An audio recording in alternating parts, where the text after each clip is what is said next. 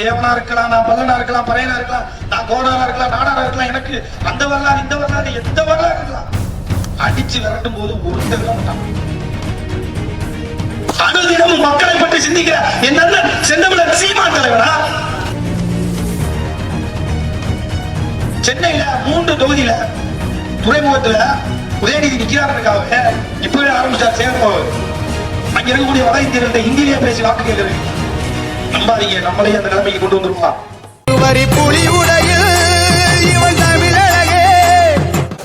அனைவருக்கும் என்னுடைய மாலை வணக்கம். ஸ்ரீதர் சொன்ன மாதிரி நீங்க தங்கப்பாண்டி தங்கப்பாண்டின்னு சொல்லும் போது பாராட்டும் போது பிரச்சனை இல்லை, திட்டும் போது விமர்சிக்கும் போது எங்க அம்மா பேர் தங்கப்பாண்டி தான். எனக்கு ஒரு அமைச்சருக்கு ஒரு ஒற்றுமை என்னன்னா, அவரும் தங்கப்பாண்டி மையன், நானும் தங்கப்பாண்டி மையன். அவர் மரலாங்கடது தங்கப்பாண்டி மையன், ஆவரங்காடு தங்கப்பாண்டி மையன். அதனால விமர்சனங்கள் மந்திரியா இருக்கிறது ஏன் அவர் எல்லாருமே இவ்வளவு காட்டமா விமர்சிக்கிறாங்கன்னா இந்த மக்கள் புரிஞ்சுக்கணும். ஒரு சாதாரண மனிதனை பார்த்து எந்த எதிர்பார்ப்பும் யாருக்கும் வரப்போறதில்லை. ரோட்ல போறான் அப்படின்னா, இப்ப நானே இருக்கேன், பக்கத்து வீட்டுக்காரர் இருக்காருன்னா என்கிட்ட என்னத்தை எதிர்பார்க்க போறாரு? அதுவே நான் ஒரு வழக்கறிஞரா இருந்தா என் பக்கத்து வீட்டுக்காரர் என்ன நினைப்பாரு? சரி, வழக்கறிஞர் ஆகிட்டான் தம்பி, பக்கத்து வீட்டுக்காரன் எனக்கு ஏதாவது உதவி பண்ணுவான், சட்ட சிக்கல் வரும்போது ஆபத்து வரும்போது எனக்கு உதவி பண்ணுவான்னு நினைப்பான். நான் உதவி பண்ணலன்னு வச்சுக்கோங்களேன், என்ன நினைப்பான்? இவன் நான் வக்கீலுக்கு படிச்சு இவன் என்னத்தை ஊர்ல சொல்ற மாதிரி என்ன பாடைய குறைஞ்சான் அப்படின்னு திட்டுவான். ஒரு சாதாரணமா இருக்கக்கூடிய வழக்கறிஞரா படிச்சு எனக்கே அந்த எதிர்பார்ப்பு மக்கள்கிட்ட வரும் அப்படின்னா, 5 முறை நினைக்கிறேன், 5 முறை தொடர்ந்து சட்டமன்ற உறுப்பினரா இந்த பகுதி மக்கள் உங்களை தேர்ந்தெடுத்து உங்களை நாட்டின் முக்கியமான போர்ட்போலியோ அமைச்சரா தொடர்ந்து இருக்கிறீங்க. உங்க அப்பாவுக்கு அப்புறம் நீங்க, உங்க தங்கைன்னு அரசாங்கத்தின், தமிழ்நாடு அரசாங்கத்தோட முக்கியமான ஆளா நீங்க இருக்கும்போது இந்த மக்களுக்கு யதார்த்தமாக உங்கள் மீது ஒரு எதிர்பார்ப்பு வரதானே செய்யும். அந்த எதிர்பார்ப்பை நீங்க பூர்த்தி பண்ணலைன்னா அதன் மீது ஒரு கோபம் வருவதும் யதார்த்தம் தானே. அதனால இங்க இருக்கக்கூடிய திமுக உறவுகளும் அண்ணன் தங்கம் தென்னரசு கூட எங்களை நீங்க தவற எடுத்துக்க கூடாது. உங்களை எல்லாம் திட்டம் நினைச்சுக்க கூடாது. எல்லாம் நாங்க எல்லாரும் உறவுகள் தான். உங்க மீது எங்களுக்கு உரிமை இருக்குது. நீங்க செய்யலைன்னா திட்டுவோம், இன்னும் செய்யலைன்னா இன்னும் திட்டுவோம். திட்டது மட்டும் நிக்காது, ஏன்னா நீங்க எங்க உறவினர். அதனாலதான், வேற ஒண்ணு இல்ல. வேற எல்லாம் உறவினர் நிறைய பேர் என்ன நினைக்கிறோம், ஒரே ஜாதிக்கார, அதனால உறவினர் சொல்றாங்க எல்லா பேரும் நினைப்பேன். அப்படி சொல்ல வரல. நீங்க தமிழரா இருக்கிறதுனால எங்களுக்கு உறவினர். நீங்க தமிழரா இருக்கிறீங்க, தமிழ் மண்ணில் பிறந்துட்டீங்க. ஏன்னா எங்க அண்ணனும் எங்க தலைவர் எங்களுக்கு சொல்லிக் கொடுத்தது சாதியையும் மதத்தையும் இல்ல. இந்த மக்கள் சாதி பின்னாடி மதத்தின் பின்னாடியும் தெரியும் போது சாதிக்கு வரலாறு கிடையாது. எங்க அண்ணன் சொன்ன மாதிரி சாதிக்கு வரலாறு கிடையாது, மதத்திற்கு வரலாறு கிடையாது. வரலாறு என்பது இனத்திற்கும் மொழிக்கும், மொழியின்பால் இருக்கக்கூடிய இனத்திற்கும் தான் வரலாறு. ஸ்ரீதர் சொன்ன மாதிரி உண்மையிலேயே சாதி பற்றி இவங்களுக்கு இருந்துருச்சுன்னா, எல்லாரும் சொல்லுவாங்க எல்லாரையுமே சாதி பொருத்தி பார்க்கக்கூடிய மனப்பான்மை இருக்கு இல்லையா எல்லாருக்கும். உண்மையிலேயே சாதி பற்றி இருந்துருச்சுன்னா தாவனாக்கி நாம கொண்ட உடனே என்ன செஞ்சிருக்கணும்? இப்போ பலிக்கு பலி கொலை நடக்குதா இல்லையா எல்லா ஊர்லயுமே? ஏண்டா எங்க அண்ணனை கொண்டுட்டான், தங்கச்சியை கொண்டுட்டான், தம்பியை கொண்டுட்டான், மைத்தனை கொண்டுட்டான், மாமா மச்சானை கொண்டுட்டான்னா உடனே கொலை போயிடறான். நடக்குதா இல்லையா? அப்ப சாதி பற்று இருந்திருந்தால் இந்த மக்களுக்கு தாவனாகீனாவை கொன்ற உடனே ஒரு சேர்வாரை அதுல இருந்துக்க கூடாது, திமுக இருந்துக்க கூடாது தானே. எல்லாரும் கரவேட்டிய கழட்டி போட்டு என்ன செஞ்சிருக்கணும்? சரி, ரைட்டு வரல. அப்ப என்ன அர்த்தம்? சாதி பற்று என்பது இங்க ஒரு பாதுகாப்பிற்காக அவர்கள் மனநிலையில் இருக்கு, அவ்வளவுதான். இப்ப காசு கொடுத்தா ஆள் வருவான், கூலிப்பட 5 லட்சம் கொடுத்தா கூட நீங்க கொலை பண்றதுக்கு ஆள் இருக்கான். ஆனா காசு கொடுக்காம ஒரு இடத்துல வந்து நீயும் நானும் ஒண்ணுடா அப்படின்னு சொல்லக்கூடிய இடம் எங்க வருது? சாதியில இருக்கிறதுனால நம்மால தேவைப்படுற இடத்துல எல்லாம் சாதியை வச்சுக்கிறோம். அந்த சாதியில இருந்து இளைஞர்களை மீட்டெடுத்து பண்ண முஸ்லிம் இஸ்லாமியர் நாகூர் என்ன பேசினார். நீங்க ஒரு இஸ்லாமியரிடம் போய் நீ இஸ்லாமியனா தமிழரான்னு கேட்டீங்கன்னா பெரும்பான்மையான இஸ்லாமியர் முதல்ல தான் இஸ்லாமியன் தான் சொல்லுவோம். நீ இஸ்லாமியனா இந்தியனான்னு கேளுங்க, நான் முதல்ல இஸ்லாமியன் அப்புறமா இந்தியன். அரேபியன் போய் கேட்டாலும் அர்த்தம் சொல்லுவான், நான் இஸ்லாமியன் அதுக்கப்புறம் நான் அரேபியன் சொல்லுவான். ஆனா பிரச்சனை வரும்போது இப்ப அடிச்சுக்கிறானே அந்த மத்திய கிழக்கு நாடுகள்ல அடிச்சுக்கிறானே இஸ்லாமியன், ஒருத்தர் அடிச்சு சுட்டுக்கிறானே. ஏன்? அமெரிக்கா கிறிஸ்தவன் தானே. உலகத்தில் நடக்கக்கூடிய எல்லா போர்களுக்கும் ஆயுத சப்ளை பண்றானே, அங்க சாகக்கூடியவன் கிறிஸ்டியன் தானே. ஏன் கொடுக்குறான்? கிறிஸ்டியன் சாகுறானு கிறிஸ்டியன் கொடுக்காம இருக்கிறது இல்லையே, பணத்தையோ ஆயுதங்களையோ. ஏன்? தன்னுடைய பாதுகாப்பிற்காக மட்டும்தான் அந்த மதமும் ஜாதிய உணர்வும் அவனுக்கு வரும். அது அவனுக்கே தெரியாது, அவனுடைய சப்கான்சியஸ் மைண்ட்ல இருக்கு. சாதி மத போதையில் இருந்த தமிழர் இவர்களை நீ அடிமையாகிற பக்கத்துல உன்னுடைய கை நீட்ட தூரத்தில் இருக்கக்கூடிய இலங்கை தேசத்தில் ஈழத்துல 1.5 லட்சம் பேரை அடித்து கொடூரமாக கொலை செய்து தன்னுடைய இருப்பிடத்தை விட்டு வெளியே ஓடவிட்டார்கள் அகதிகளாக உலகம் எங்கும். கேட்பதற்கு நாடு இல்லை. இன்னும் நீ சாதியின் பின்னாலும் மதத்தின் பின்னாலும் நின்றால் இந்த மண்ணில் இருந்தும் நீ அகற்றப்படுவாய். அகற்றப்படும் போது உன் பின்னால் ஒருத்தனும் இருக்க மாட்டான். நீ அகதியாக எங்கேயோ ஓடணும். ஒழுங்க காலத்திலேயே ஓடி வந்துரு. எதுல? நீ தமிழனா ஓடி வந்துருன்னு என் அண்ணன் செந்தமிழன் கூப்பிட்டான். இன்னைக்கு 36 லட்சம் இளைஞர்களும் சித்தப்பன் பெரியப்பனுமாக என் அண்ணன் பின்னாடி நிற்கிறார்கள் என்றால் அந்த அடிப்படையில் நான் உறவினர் என்று சொன்னேன். தங்கம் சப்பா நம்மள ஏதாவது ஜாதி நினைச்சுவான்ல, அதுக்காக இவ்வளவு விளக்கம் சொல்ல வேண்டியதா இருக்கு பாருங்க. அதனால தமிழ் மண்ணில் தமிழர் அரசியலை கட்டி எழுப்பும் என் அண்ணன் சீமான் பின்னாடி நானும் இந்த இளைஞர்களும் நிற்பதே எங்களுக்கு பெருமைதான். இங்க சொன்னாங்க தொழிற்சாலைகள் வரணும், தொழிற்சாலைகள் கொண்டு வரல, கல்லூரி கொண்டு வரல, இதெல்லாம் சொன்னாங்க. கொண்டு வரலன்றது பிரச்சனை இல்லைங்க. நீங்க நல்லா நல்லா புரிஞ்சுக்கணும். இந்த முக்குளத்து மக்கள் நல்லா புரிஞ்சுக்கணும். செயற்கையான தமிழ்நாட்டில் செயற்கையான இடப்பெயர்வை இந்த அரசாங்கங்கள் செய்து கொண்டிருக்கிறது. எப்படி? இந்திய அரசாங்கமும் சரி, தமிழ்நாடு அரசாங்கமும் சரி. ஆத்து மணல் அள்ளுவதற்காகத்தான் இவர்கள் ஆற்று பிரச்சனையை பக்கத்து மாநிலங்களோடு செய்கிறார்கள். நதிநீர் பிரச்சனை எதற்காக? நதிநீர் பிரச்சனை எதற்காக? ஆற்று மணலை அள்ள வேண்டும். ஆற்று மண்ணை அள்ளுவதற்காக.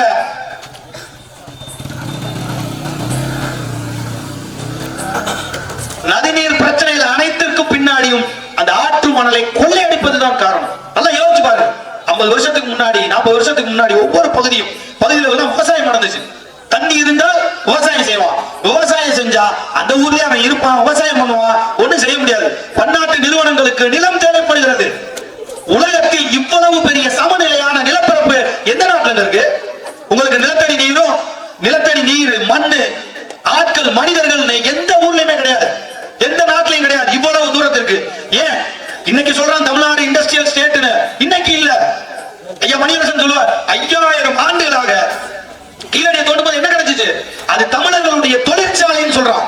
5000 ஆண்டுகளாக தமிழ்நாடு தொழிற்சாலைகளும் புதிய புதிய தொழில்நுட்பங்களும் வளர்வதற்கான இடமா இருந்திருக்கு. ஏன்? இந்த மாதிரியான சமவெளி பரப்புகளும் அதன் கீழ் உள்ள கனிம வளங்களும் நீரும் மக்களும் உழைக்கக்கூடிய மக்களும் இங்க அதிகம். இப்ப என்ன பண்றான்? நதிநீர் பிரச்சனையை செயற்கையா உருவாக்குறான். மணலை அள்ளுறான். தண்ணி வரல, விவசாயம் இல்ல, எல்லாம் வெளியேறான். மக்கள் இல்லாம சமதள பரப்பா வெறும் நிலமா மாறுது. வெறும் நிலமா மாறும் போது அந்த இடத்தில் அவனுக்கான தொழிற்சாலைகளையும் அங்க இருக்கக்கூடிய கனிம வளங்களையும் தோண்டி எடுப்பதற்கு வசதியா போயிடுது. முக்குளம் பண்ணி நீங்க பாருங்க. நான் கூட இப்ப ஊர் உள்ள போயிட்டு வந்தோம். அப்படியே ஊர் உள்ள போயிட்டு வரும்போது நான் சொல்றேன், எனக்கு ஆட்களே இல்லாத மாதிரி இருக்கு. வீடு எல்லாம் கூட்டி கிடக்கு, இடிஞ்ச வீடா கிடக்கு. ஏன் அப்படின் போது நம்ம மாமா ஒருத்தர் சொல்றாரு, இல்லப்பா கிராமம்னா அப்படித்தானே இருக்கணும். கிராமம்னா எப்படிங்க இருக்கு? இப்படி இருக்காது. கிராமம் இப்படி இருக்குமா? கிராமம் என்பது மக்கள் விளையாடுவாங்க. இப்ப பிள்ளைகள் விளையாடும், வயசானவங்க பேசிட்டு இருப்பாங்க, எல்லாரும் ஆட்கள் அவ்வளவு பேர் நடமாடுவாங்களே. வயலுக்கு போயிட்டு வருவாங்க, வந்து சமைப்பாங்க. மாலை 6 மணி ஆனாலே எல்லாரும் வீட்லயும் சாப்பாடு பொங்கிட்டு இருக்குமே கிராமங்கள்ல. மாலையில தானே சாப்பாடு பொங்குவாங்க கிராமங்கள்ல. ஏன் இங்க உள்ள போனா எல்லாமே பாலடைஞ்ச இடமா இருக்கு? எல்லாம் ஏன்? எல்லாம் வெளியேறிட்டான். நீங்க இதை நல்லா புரிஞ்சுக்கணும், நுட்பமா புரிஞ்சுக்கணும். இந்த பகுதியில் கருவு மண்டி போய் கிடக்கு. கருவையை வெட்ட திரும்ப கழுவையா. அதை ஒருத்தர் சொல்றாரு, கருவை செலவழிக்காம விவசாயம் பண்ணிட்டு இருக்கோம்ல நாங்க, அதுல இருந்து வருமானம் வருது இல்லைன்றாரு. எவ்வளவு ஆபத்தான வாதம், எவ்வளவு ஆபத்தான புரிதல். அவருடைய நிலை அவருக்கே புரியலையே. இந்த பகுதியில் கடலையும் விவசாயம் பெருகி திரிஞ்ச நெல்லும் பெருகி உழைஞ்ச இந்த மண்ணில் இன்னைக்கு கருவை மட்டும் இருக்கு. அதை நாம ஏற்றுக்கொண்டோம்னா என்ன அர்த்தம்? நம்மளை எல்லாம் இந்த ஊர்ல இருந்து வெளியேற்றிட்டே இருக்கான். வெளியேற்றிட்டு மணல் குவாரி, சவடு மண் இங்க இருக்கு. செங்கக்கல் அறுக்கிறதுக்கு நல்ல செங்கக்கல் வேணும்னா சவடு மண் இங்க இருக்கு.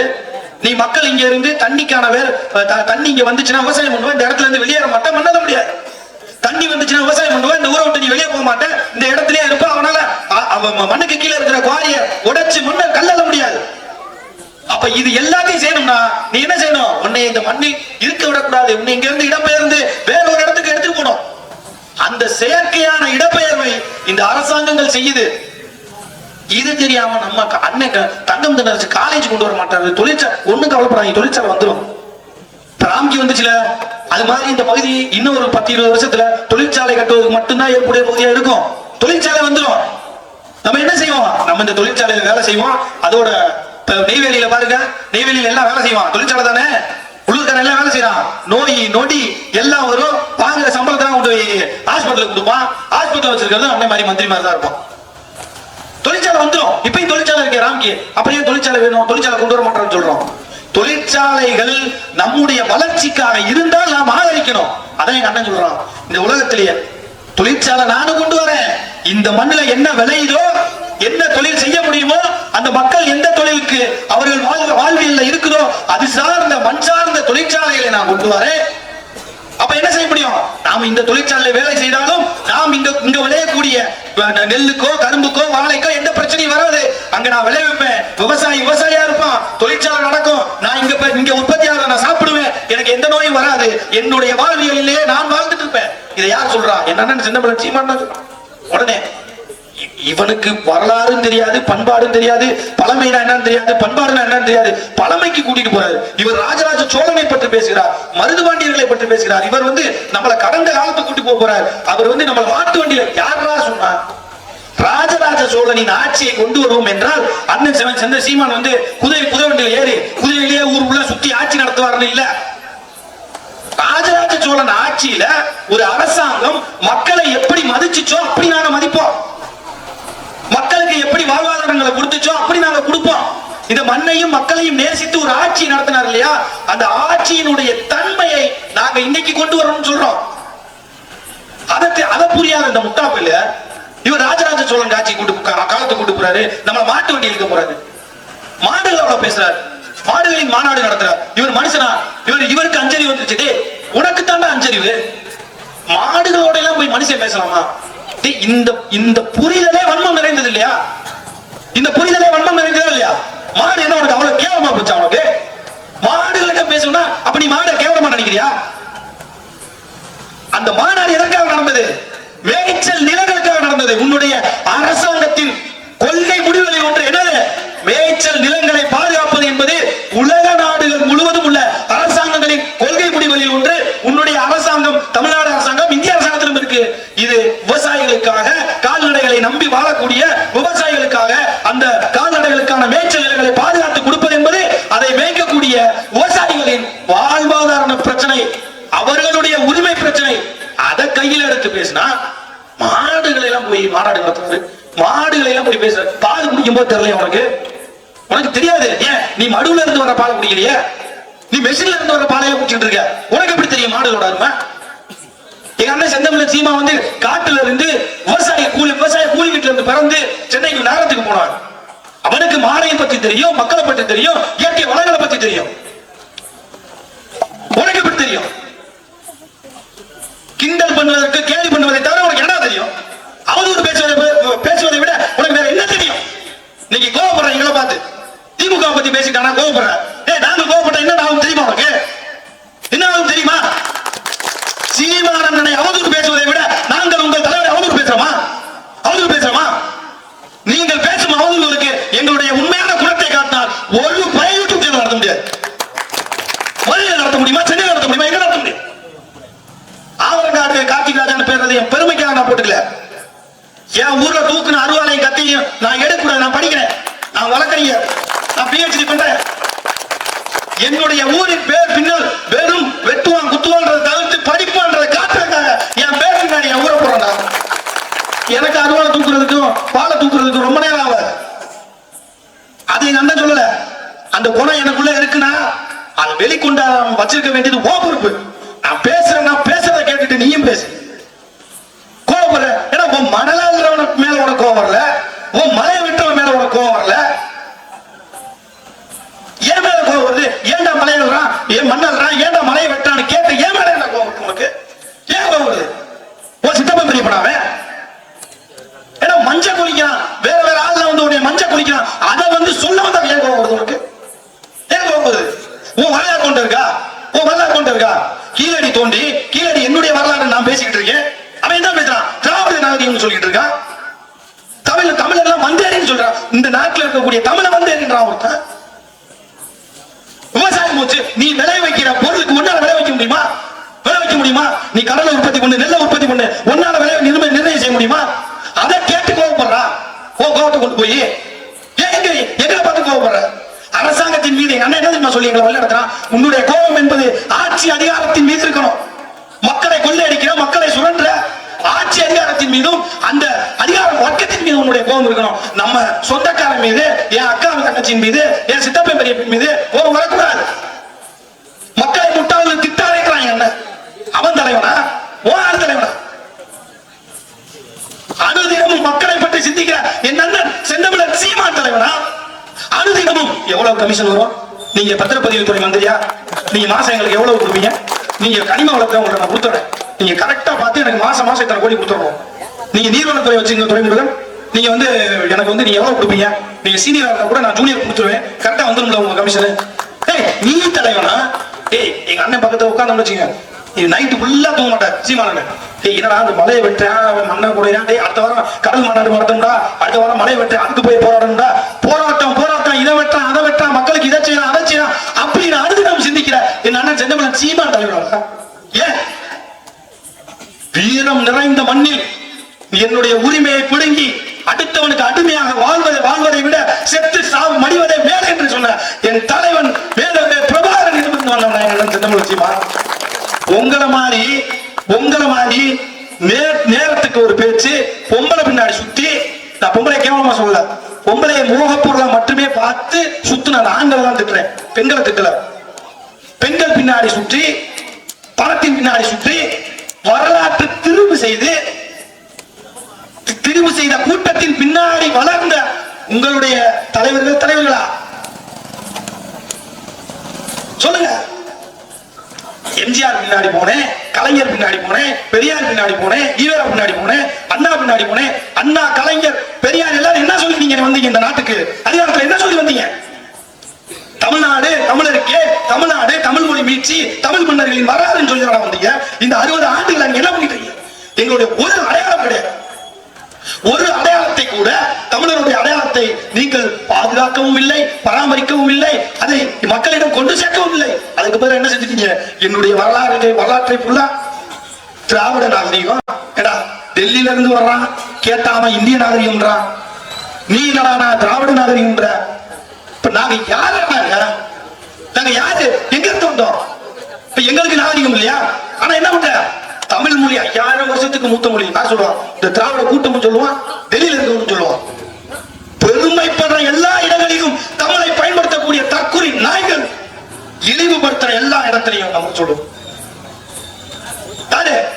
இவன் சொல்லுவான், இவர்களுடைய நோக்கம் என்ன?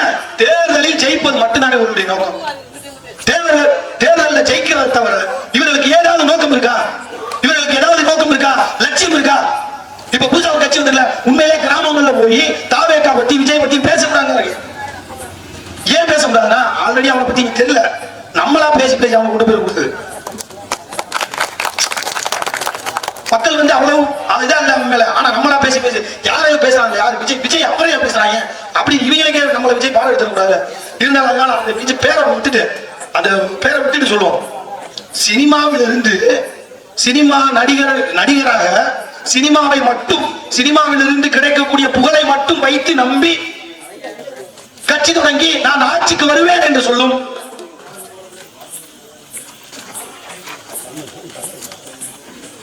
ஆட்சிக்கு வருவேன் என்று சொல்லக்கூடியவர்கள் இன்றைக்கு தலைவராக ஆசைப்படுகிறார்கள். பணம் சம்பாதிப்பதையே நோக்கமாக கொண்டவர்கள் இன்னைக்கு தலைவராக ஆசைப்படுகிறார்கள். அதுக்கான காரணம் என்ன தெரியுமா இருக்கு? மக்களையே சிந்திச்சுக்கங்க. இந்த தேர்தல் தான் இருக்கு. உலகத்தில் தேர்தல் என்பது வாக்கு செலுத்தி தேர்தல் முறையை உருவாக்கியவர்கள் மக்களை முட்டாள்களாக வைத்து நாம் அவர்களை மஞ்சள் குளிக்க வேண்டும் என்று கொண்டு வந்த முறை. அதுக்காக மன்னராட்சி கொண்டு வரும் சொல்லலாம் இல்ல. மக்களை நேசிப்பவன், உண்மையிலே நேசிப்பவன் சர்வாதிகாரியாக இருந்தாலும் பரவாயில்லை. எதற்கு? மக்களை எல்லாம் ஏமாற்றி வாக்குகளை வாங்கி திருடர்கள் எல்லாம் ஆட்சியில் அமர்வதற்கு. இதுவே பேர் தானே. வாக்காளர்களை வாக்குக்கு காசு கொடுக்கக்கூடிய முறையை நாம் வன்மையா கண்டிச்சுட்டு இருக்கோம். இந்த தேர்தலில் வாக்குக்கு காசு கொடுப்பதை மட்டுமே இப்ப ஒண்ணு இல்லைங்க. பொங்கலுக்கு போன 2 வருஷமா 2 பொங்கல் காசு கொடுத்தாங்களா? போன 2 பொங்கலுக்கும் காசே கொடுக்கல. கோபம் வந்துச்சா வரலையா? அவன் காசை எதிர்பார்த்து இருக்கிறவனுக்கு கோவம் வந்துச்சோ இல்லையோ, நம்ம கட்சிக்காரனுக்கு எல்லாம் கோவம் வந்துச்சு. ஏடா ரெண்டு மாசமா 2 வருஷமா போன வருஷம் கொடுக்கல, இந்த வருஷம் கொடுக்கல. அப்ப அந்த கடமை நம்மளுக்கு தெரியும், அடுத்த வருஷம் பெருசா கொடுக்க போறான். ஏன் அதுக்கடுத்து தேர்தல் வரப்போகுது. அப்ப என்ன நினைக்கிறான், காசை கொடுத்தால் ஏதோ ஒரு வகையில் பஸ் விடுறான், விடியல் பஸ் விடுறான். கேட்டமானாங்க பஸ் ஆனா போராடினா கேட்டமானாங்க காசு, பொங்க காசு. எங்க அண்ணன் சொல்ற மாதிரி ஒரு 1000 ரூபாய் காசு, ஒரு 2 கரும்பை வாங்கி, அரிசியை வாங்கி, வெள்ளத்தை வாங்கி பொங்க கிண்டி திங்க முடியாத அளவுக்கு அந்த வக்கற்ற நிலையை என்னை வைத்தவன் உன் மீது எனக்கு கோபம் வராமல் ஒவ்வொரு பொங்கலுக்கும் இந்த அரசாங்கம் எனக்கு 2000 ரூபாய் கொடுத்துருமான்ற எதிர்பார்ப்பை என்னுள் வர வைத்து விட்டு நீ வெற்றி பெற்ற, நீ என்ன வெற்றி பெற்ற. 5000 வருஷமா வரலாறை சுமந்து, இந்த உலகத்துக்கே வரலாறை சுமந்து, அந்த போர் இந்த போர், யானை படம் வச்சிருந்தா, குதிரை படம் வச்சிருந்தா, வரலாற்றில் வெள்ளாட்டுக்காரெல்லாம் புகழ்காலம் இருக்கக்கூடிய இந்த இனத்தை ஒரு 1000 ரூபாய்க்காக கெஞ்ச வைத்து எதிர்பார்க்க வைத்து நீ என்னை ஜெயிச்சுட்ட. ஆனால் எப்போ வரைக்கும் என் அண்ணன் செந்தமிழன் சீமான் வரைக்கும், அண்ணன் செந்தமிழன் சீமான் வர வரைக்கும் இன்னி உன்னுடைய திருட்டு வேலை நடக்காது. ஏன் இந்த அவசியத்தை மட்டும் நான் சொல்லியிருக்கேன். ரொம்ப நேரம் 8 மணி ஆகுது, கிராமங்களில் எல்லாம் தூங்கி. முக்கியமான தகவல் தான் என்னன்னா, இந்த கட்சியினுடைய இருப்புன்னு ஒண்ணு இருக்குல்ல, இந்த நாம் தமிழர் கட்சி எதற்காக தெருத்தருவா போய் பேசணும், இந்த நாம் தமிழர் கட்சி எதற்காக, இந்த கட்சி எதற்காக நீங்கள் வாக்களிக்கிறது விடுங்க, எங்களை ஏன் ஆதரிக்க வேணும், இதற்கான காரணத்தை மட்டும் நான் சொல்லிடுறேன். சாதிக்கு 1000 கட்சி இருக்கீங்க, மதத்திற்கு 1000 கட்சி இருக்கீங்க, இனத்திற்கு கட்சி இல்ல. ஏன் இனத்திற்கு கட்சி வேணும்? உலகத்தில் இன்னைக்கு இஸ்ரேல் பாலஸ்தீன பிரச்சனை நடக்குது, மத்திய கிழக்கு நாடுகள்ல பிரச்சனை நடக்குது, பல நாடுகள்ல பிரச்சனை நடக்குது. எல்லா பிரச்சனைக்கும் ஒரே காரணம் தான், இனம் தான். எல்லாம் மதச்சாயம் பூசி சொல்லுவான், அங்க கிறிஸ்டியன் முஸ்லீம் அடிச்சுக்கிறான், அங்க அவன் அடிச்சுக்கிறான். இல்ல, எல்லா இடங்களையும் இனம் தான். இந்தியாவில் என்ன நடக்குதுன்னா, தமிழ்நாட்டில் கடந்த 50 வருஷமா பெரியார் மயமாதல் நடக்குது. எது பெரியார் மயமாதல் நடக்குது, திராவிட மயம் கூட கிடையாது, இது பெரியார் மயமாதல். ஏன் நீ தமிழன் உணரக்கூடாது? இந்தியா முழுமைக்கும் இந்திய மயமாதல் நடக்குது. ஒரு பள்ளிக்கூடம் படிக்கிறவன்ட்ட, ஒரு கல்லூரி படிக்கிறவன்ட்ட போய் நீ கேளுங்க, நீ யாருப்பா தமிழனா இந்தியனான்னு கேளுங்க, அவன் இந்தியன் சொல்லுவான். தம்பி நீ இந்தியன் இல்லடா அப்படி நீ சொல்லி பாருங்க, கோபம் வந்துடும் உங்களுக்கு, கோபம் வந்துடும். ஏன்னா நம்ம இந்தியன் இல்லைன்னு சொல்றாரு. ஏன்னா நானே ஜனகணமன விதி பாடும்போது கண்ணுல தண்ணி வடிச்சு அப்படியே நிப்பி அசையாம ஸ்கூல்ல கையில் இன்னைக்கு வரைக்கும் தேசிய கொடியா பச்சை ஊத்தி வச்சிருக்கேன். அப்ப குத்துறது அழிக்கும்.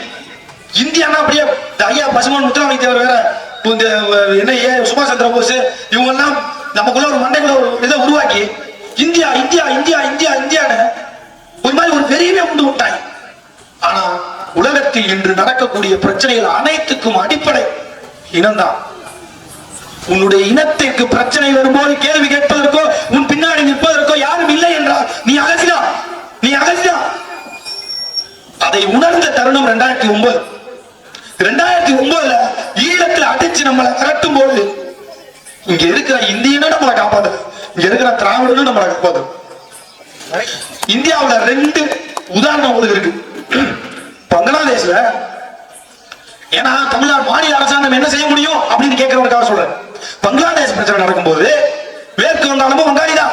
இப்ப எப்படி தமிழர்கள் இலங்கையில ஈழத்துல இருக்கவங்களும் தமிழர்களா இருப்பது போல வங்காளிகள் இருக்காங்க. வங்காள தேசத்துக்குள்ள மேற்கு வங்காளத்துல இந்தியாவுக்குள்ள இருக்கக்கூடிய வங்காளிகள் ஒரே இனத்தை சேர்ந்தவங்க. அப்ப பாகிஸ்தான் என்ன பண்ணுது, பிரிவினையில வங்காளதேசம் பாகிஸ்தானோட நாட்டுல இருக்கு, அந்த நிர்வாகத்துல ஒரே நாடா இருக்கு. வங்காளத்துக்குள்ள பிரச்சனை வந்துருச்சு. யாருக்கு? உருது மொழி பேசுற முஸ்லீமுக்கும் வங்காள மொழி பேசுறவங்களுக்கும் பிரச்சனை வந்துருச்சு. அப்ப வங்காளிகளை ரொம்ப தாக்குதலுக்கு உள்ளாங்க. அப்ப மேற்கு வங்காளத்தில் இருந்து அன்னைக்கு இருந்த முதல்வர் என்ன சொன்னா தெரியுமா? இந்திய நாட்டில் ஒரு மாநிலத்தின் முதல்வர் என்ன சொன்னார்? இந்திய அரசாங்கமே, டெல்லியே வங்காளதேசத்தில் போய் அங்க நடக்கக்கூடிய பிரச்சனையில் தலையிட்டு வங்காளிகளுக்கு நீ நாடு கிடைப்பதற்கு உதவி செய்யலைனா, நீ ராணுவத்தை அனுப்பலைனா என்னுடைய போலீஸை நான் அனுப்புவேன் அப்படின்னா, உடனே இந்திரா காந்தி என்ன பண்றாங்க? இந்திய அரசாங்கம் வங்காளதேசத்துல தலையிட்டு என்ன செஞ்சிருச்சு? வங்காளதேசத்தை வங்காளிகளுக்கு வாங்கி கொடுத்துருச்சு. பஞ்சாப்ல பாகிஸ்தான் ராணுவம் பஞ்சாபி மீனவனை சுற்றான். தெரியல, கடல்ல மீன் பிடிக்க போறான். உடனே பஞ்சாபிலுடைய முதல்வர் சொல்றார், இந்த பிரச்சனையில் இந்திய அரசாங்கம் தலையிட்டு பாகிஸ்தானை கண்டிக்கவில்லை என்றால், அவர்கள் மீது வழக்கு தொடுக்கவில்லை என்றால் நான் என்னுடைய காவல்துறை கடலுக்குள்ள அனுப்புறான். உடனே அதற்கு எதிர்ப்படி ஆக்கிட்டான் இந்திய அரசாங்கம். 1.5 லட்சம் தமிழர்களை கொத்து கொத்தா இங்க செத்துக்கிட்டு இருந்தான். மாற அறுத்து என்னுடைய தாய்மார்களை கற்பழிச்சு கொலை பண்ணிட்டு இருந்தான் சிங்கள. அன்னைக்கு இந்த தமிழ்நாட்டில் இருக்கக்கூடிய முதலமைச்சர் என்னங்க பண்ணா? ஒரு வார்த்தை சொல்லிருக்கலாம்ல, செஞ்சிருக்கலாம்ல, மத்திய அரசாங்கத்திற்கு அழுத்தத்தை கொண்டு வந்திருக்கலாம்ல. அங்க ஈழத்துல நீ நாட பிரிச்சு கொடுக்குறியா? இல்ல நான் என்னுடைய காவல்துறை அனுப்புவோம், நான் தலையிடுவா சொல்லிருக்கலாம்ல, சொல்லல. ஏன்? உன்னுடைய இனத்தை சேர்ந்தவன் இந்த மண்ணை ஆளவில்லை. அதுதான் காரணம், அதுதான் காரணம். இன்னமோ நீ உளிச்சுக்கலைனா, இந்த மண்ணை தமிழர் ஆளலைனா, ஆளுவதற்கான சூழலை நீ உருவாக்கலைனா, நான் தேவனா இருக்கலாம், நான் பல்லனா இருக்கலாம், பறையனா இருக்கலாம், நான் கோடாரா இருக்கலாம், நாடாரா இருக்கலாம், எனக்கு அந்த வரலாறு இந்த வரலாறு எந்த வரலாறு இருக்கலாம், அடிச்சு விரட்டும் போது ஒருத்தர் இருக்க மாட்டான். அடிச்சு விரட்டுவான். யார் அடிச்சு விரட்டுவா? வட மாநிலத்தவர்கள் 1.5 கோடி பேர் இந்த மண்ணில் வந்துட்டான். உங்க ஏரியாவில் இருக்க செங்கச்சூழல் இருக்கா இல்லையா, குவாரி இருக்கா இல்லையா, நீங்களே போய் பாருங்க. யாரு வேலை பார்க்கறது? நம்மூர்கார வேலை பார்க்கறானா? நம்மூர்கார வேலை பார்க்கறானா? வடமாநிலத்துக்கார வேலை பார்க்கறானா? இங்க இருக்க எந்த செங்கச்சூழலையும் நம்மூர்கார வேலை பார்க்கல, எல்லாம் வடமாநிலத்துக்கு வந்தா வேலை பார்க்கறது. குவாரி எல்லாம் வடமாநிலத்துக்கு வந்தா வேலை பார்க்கறோம். இன்னைக்கு விவசாயம் இருக்கக்கூடிய வைகாற்று பகுதியில் இருக்கக்கூடிய எல்லா நிலங்களையும் விவசாயம் பார்க்கறதுக்கு வந்துட்டான். 1.5 கோடி வாக்காளர்களை நீக்கிருக்கான். 60 லட்சம் வாக்காளர்களை பீகார்ல நீக்கிருக்கான். இப்ப எத்தனை வாக்காளர்களை சேர்த்திருக்கான்ற கணக்கு தெரியல. இத்தனை லட்சம் வட மாநிலத்தவர்கள் இங்க குடியேறி இருக்காங்கன்னா, இன்னும் 20 வருஷமோ 25 வருஷமோ நீ என்ன மீசையை முழுக்கினாலும் சரி, நீ என்ன பேசினாலும் சரி, ஒண்ணும் நடக்காது. அவன் ஆட்சி அதிகாரத்தில் உட்காந்துருவான். நான் போய் சொல்லுங்க, நீங்க மதுரைக்கு போங்க, எத்தனை கவுன்சிலர் வேட்டு மொழியை சேர்ந்தவங்க போய் பாருங்க. நீங்க ஈரோடு போங்க, நீங்க வட சென்னையில் இருக்கக்கூடிய நார்த் மெட்ராஸ்க்கு போங்க, அங்க எல்லாருமே முக்கியமான சட்டமன்ற தொகுதி வார்டு கவுன்சிலர் மேயர் வரைக்கும் துணை மேயர் வரைக்கும் வட மாநிலத்தை சேர்ந்தவர்கள் வந்துட்டாங்க. என்ன பண்ண போறீங்க? அதிகாரம் அவர்கள் கைக்கு போயிடுச்சு. கோயம்புத்தூர்ல யார் எம்எல்ஏ நிர்ணயிக்கக்கூடிய இடத்துக்கு வட மாநில வாக்காளர்கள் வந்துட்டான். சென்னையில 3 தொகுதியில துறைமுகத்துல உதயநிதி நிக்கிறாருக்காக இப்பவே ஆரம்பிச்சார் சேகர்பாபு. அங்க இருக்கக்கூடிய வட இந்தியர்கள்ட்ட ஹிந்திலேயே பேசி வாக்கு கேட்குது. நம்பாதீங்க, நம்மளையும் அந்த நிலைமைக்கு கொண்டு வந்துருவான். அந்த சூழல் வந்து நாம் அகதிகளாக இந்த மண்ணை விட்டு வெளியில போறதுக்கு முன்னாடி புரிச்சுக்கோங்க, நாம் தமிழர் கட்சியை இருக்க பற்றி கொள்ளுங்கள். அப்பதான் உங்களுக்கு விடிவுகாலம். நான் வேற யாரையும் எதையும் சொல்ல வரல. நான் அவரை விமர்சிக்கிறேன், விமர்சிக்கிறேன், விமர்சனம் பண்ணோம்னா இந்த ஒரு நாள் போல இருக்கக்கூடிய எல்லா பேரும் பேசுவாங்க. அவ்வளவு விமர்சனங்கள் இருக்கு. உங்களுக்கே தெரியும். 1000 ரூபாய் நீங்க வாங்கும் போதே தெரியும், என்கிட்ட இருந்து அந்த காசு தானே கூட நான் உங்களுக்கு ஓட்டு போறேன்னு நீங்களே வாங்குறீங்க. அப்படின்னா என்ன அர்த்தம்? அவன் கொள்ளை அடிக்கிறான்றது உங்களுக்கே தெரியும். இவர்களை விமர்சனம் செய்வதை விட எதிர்கால நன்மைக்கு நாம் என்ன செய்ய போகிறோம் என்பதை திட்டமிடுங்கள். யாரை தேர்ந்தெடுத்தால் நம் வாழ்வு வளம் பெறும் என்று நீங்கள் எண்ணுங்கள். யார் நமக்காக நிற்பான்? யார் நமக்காக நிற்பான்னு சொல்லுங்க. எங்களுக்கு வாக்களிங்க. ராம்கி அடிச்சு உடைச்சு வெளியேற்ற மட்டும் பாருங்க. போராட்டம்லாம் கிடையாது. எங்க அண்ணன் சீமான பத்தி பத்தி வச்சுட்டே இருக்காருங்களா? அடிச்சு உடைக்கிறதுக்கு எவ்வளவு நேரம்? கேசனே போட்டு போ, தூக்குலையா விட போற? அப்படிப்பட்ட பரம்பரையில் தான் வந்திருக்கோம். நம்ம துப்பாக்கிக்கும் பீரங்கிக்கும் பயந்த பரம்பரையில் தான் நம்ம வந்திருக்கோம். தமிழ் பரம்பரை, நாங்க தமிழ் பரம்பரை. எத்தனை பேர் வந்தாலும் உலகத்துல உலகத்துல பல இனங்கள் தன்னுடைய தாய்மொழியை இழந்துட்டான், கலாச்சாரம் பண்பாட்டை இழந்துட்டான். நாம இலக்கலையே. பல ஆயிரம் வருஷமா ஊறி ஊறி ஊறி போய் கிடக்கிற பண்பாட்டு நிறைந்த இனம் நாங்க. பயந்துலாம் போயிட மாட்டோம். நாங்க ஜனநாயக பூர்வமா இருப்போன்றதுக்காக இருக்கோம், அவ்வளவுதான். ஜனநாயக பூர்வமா போராடுவோம், வழக்கு போடுவோம், நம்மளால முடிந்த வரைக்கும் மக்களுக்கான நல்லது செய்வோம் இருக்கோம். அதே மாதிரிதான் எங்க அண்ணன் சொல்றதா, வாக்குக்காக நாங்க வரல, இந்த நாட்டுக்காக வர்றோம். நாங்க கேட்கறது வாக்குதான். உங்களை நாங்க பாதுகாப்போம், உங்களுடைய பிரதிநிதியா நாங்க நிற்போம்னு நீ நினைச்சீங்கன்னா எனக்கு வாக்கு செலுத்து. இந்த குவாரியும் சரி, இந்த ராம்கி நிறுவனமும் சரி, ஒரு நாள் அடிச்சு உடைச்சு தூசி ஆக்கப்படும். உனக்காக நாங்க நிற்போம். இதை நம்பினா எங்களுக்கு நீங்க வாக்கு செலுத்துங்க. இல்லைடா உங்களுக்கு யார் முடியும்?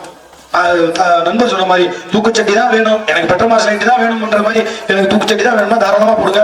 அவர் நல்லா இருக்கட்டும். இன்னும் அவருக்கு ஒன்றும் பாவம், இன்னும் கொஞ்சம் கஷ்டப்படுறாரு. நம்ம மந்திரிகள் எல்லாரும் ஒரு எஸ்எஸ்ஆரும் ஐயாவும் கொஞ்சம் கஷ்டப்படுறாங்க. அவங்க தங்குறதுக்கு கொஞ்சம் மாட மாளிகைகள் கொஞ்சம் கம்மியா இருக்கு, கார் கொஞ்சம் இதா இருக்கு. இந்த அம்பானி மாதிரி வாங்கணும். அதனால கொஞ்சம் இன்னும் கொஞ்சம் லட்சத்தீவுல ஒரே ஒரு தீவு மட்டும் கொஞ்சம் மிச்சம் இருக்கு.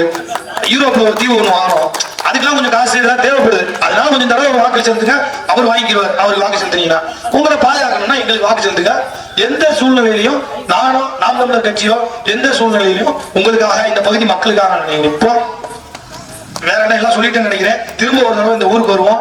மற்றபடி எல்லாரும் சாதி மதங்களை கடந்து நீ எந்த ஜாதியா இருந்தாலும் இருந்துட்டு போ, எந்த மதத்தால இருந்தாலும் இருந்துட்டு போ, எங்களுக்கு எந்த பிரச்சனையும் இல்ல. தமிழர்களா நில்லுங்க, தமிழ் தேசியம் படைக்க நில்லுங்க. பிற மொழி பேசுறவங்களும் எங்க கட்சியில தெலுங்கு மொழி பேசுறவங்களுக்கு பிரதிநிதித்துவ மாவட்ட செயலாளர்கள் இருந்து இப்ப கிட்டத்தட்ட எத்தனை சீட்டு இந்த நம்பர்ஸ் தெரியல. தெலுங்கு மொழி பேசுறவங்களுக்கு சட்டமன்ற உறுப்பினர் நிறுத்துறோம், மலையாள மொழி பேசுறவங்களுக்கு பிரதிநிதித்துவம் கொடுக்குறோம், கன்னடம் பேசுறவங்களுக்கும் பிரதிநிதித்துவம் கொடுக்குறோம். ஏதோ எங்களை பிறமொழியாளர்களுக்கு எதிரி போல சித்தரிக்கிற ஒரு வழக்கம் வந்துருச்சுங்க. இப்படிலாம் கிடையாது. இந்த மண்ணை தமிழ்நாடு தமிழரை ஆளணும் தான் சொல்றோம். பிரதிநிதித்துவம் என்பது தெலுங்கர்கள் எத்தனை சதவீதம் இருக்காங்களோ அத்தனை சதவீதம் சட்டமன்ற உறுப்பினர்கள் இருக்கணும், மந்திரி இருக்கணும். ஒரே ஒரு தகவல் சொல்லிட்டு போயிரு. நாங்க எல்லா மேலையும் சொல்லுவோம். அமைச்சரவையில 33 34 அமைச்சர் இருக்காங்கப்பா. அதுல பல்ல எத்தனை பேர் இருக்கேன், பகை எத்தனை பேர் இருக்கேன். நீங்க மந்திரியை கொடுக்க மாட்டீங்க, கோனார் இது முத்திரையருக்கு கொடுக்க மாட்டீங்க.